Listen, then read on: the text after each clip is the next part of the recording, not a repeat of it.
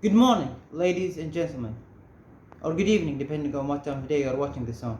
My name is Mohammed Abdallah Kamba from grade 11B, and I'm here to present to you my science experiment for year 2022, which will be around dissecting the different parts of the arm, analyzing their different functions, which will ultimately bring us one step closer to understanding the intriguing physique of the human body. So this is a handmade model, constructed from everyday life materials, in hopes of demonstrating the everyday movement of the human hand, with cardboard representing the upper arm and the forearm, rubber band representing the bicep muscle and the tricep muscles, and with the pins representing the different joints all across the arm, this one representing the tendon.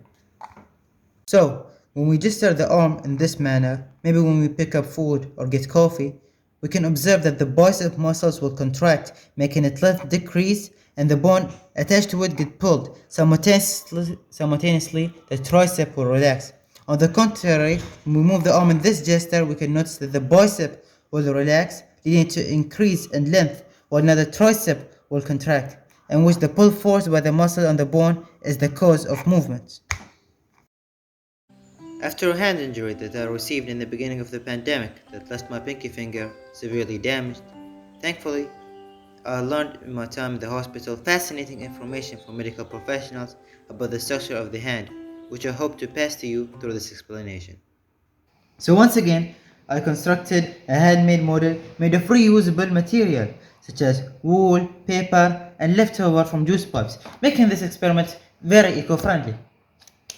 So of course, the scientific term for the first five fingers are the thumb, the index finger, the middle finger, the ring finger, and the pinky finger. While the skeletal anatomy of the finger consists of the carpals at the bottom, the metacarpals following it, and then in the middle the proximal phalanges. After it are the intermediate phalanges. Finally, there is the distal phalanges at the fingertips.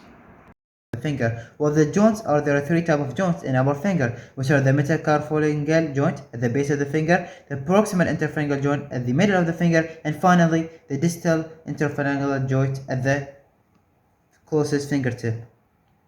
By now, we have already talked about the skeletal anatomy and the finger joints of the finger. But the one thing we yet to talk about is the muscles.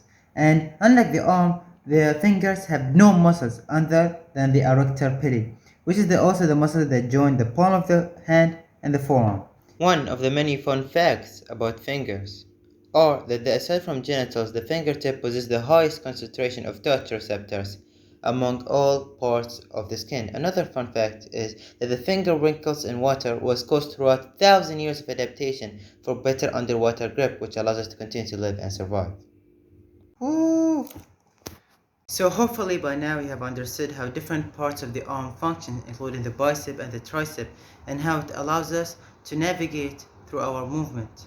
And hopefully by this understanding you are able to gain more thoughtfulness to our everyday actions and more respect to the scientists that came before us that cleared the path of darkness and ignorance. So thank you for watching.